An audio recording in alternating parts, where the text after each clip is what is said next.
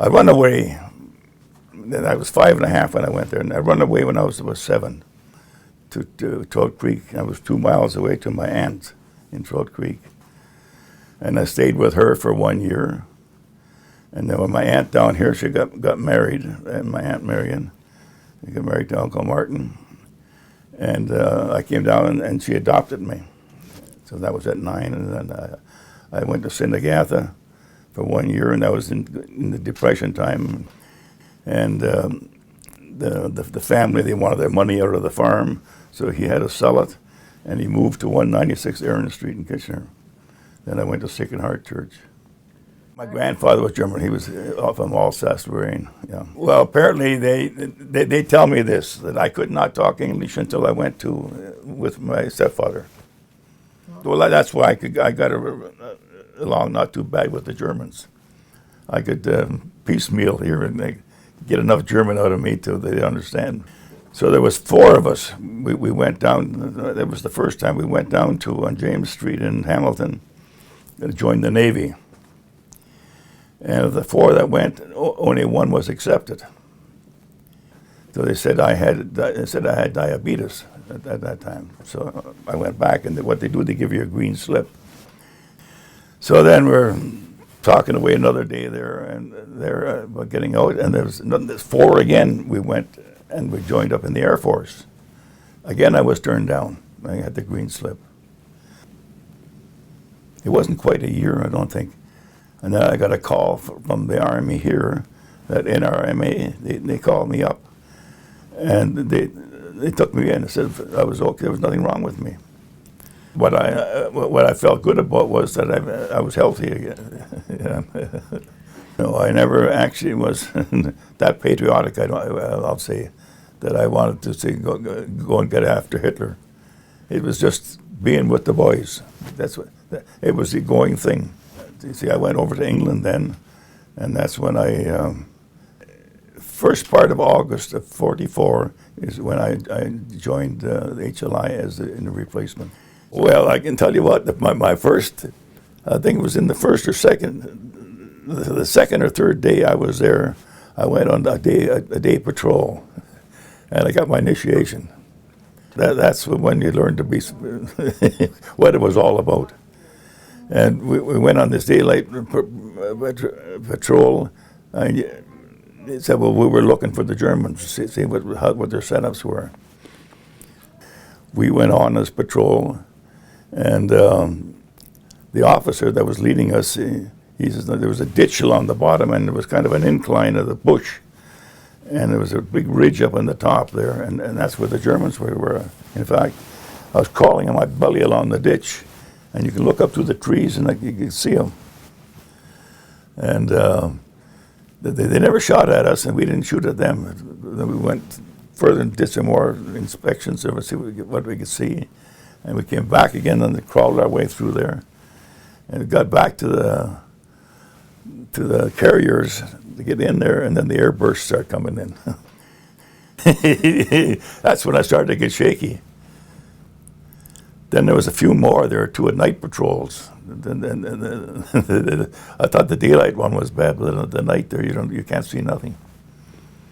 And it'd be the same thing there, like you said.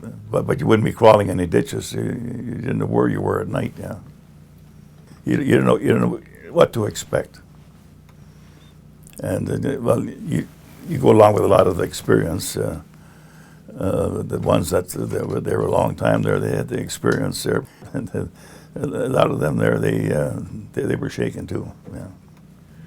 Well, going back to what Colonel McIntosh, which was he was one of the original in the HLI. He said the life of a soldier is says boredom, anxiety, excitement, and tragic moments. And that's what spells out the life of a veteran, yeah. I went to HLI right to the bitter end, but I got a break along the way. See, I wear a St. Christopher's medal when it's superstitious, and I figured that was my protection. And in September of '44, they started the regimental police. the 3rd Canadian Div, and out of the HLI, they took out 5. I came from D Company. And then we were just getting ready. We were at Rouen at that time in France. And then they took us and we went to brigade headquarters. So from then on, it was all guard duty. And one of the things, the only time we got up to the front line is when we used to go up to bring back the prisoners to the compound.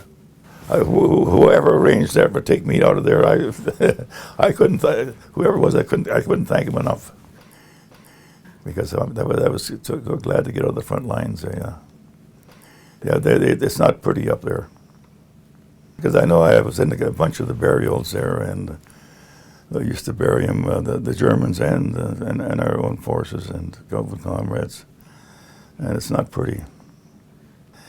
A lot of times we just buried them in shell holes, and all you did was just shove the rifle in.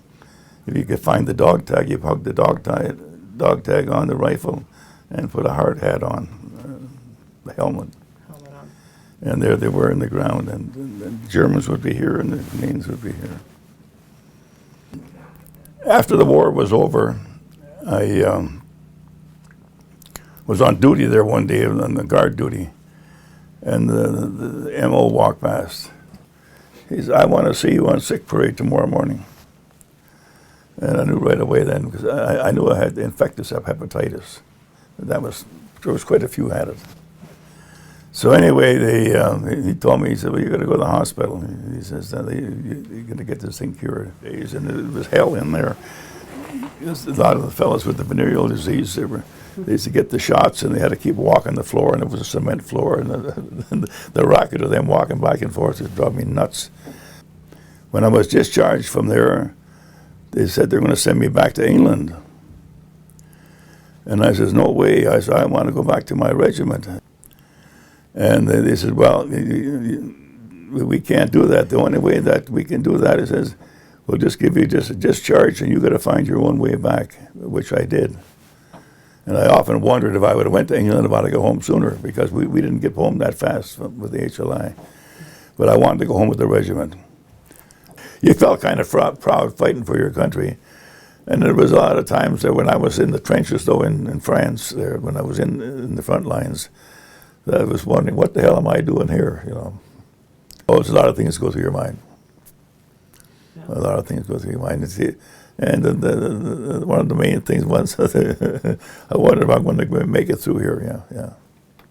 Well, today, since I retired in '83, my outlook to the Remembrance Day and the veterans has all changed. Well, before, it didn't mean nothing to me. Now, I won't miss it. Seeing the boys, the veterans, and there's not too many left anymore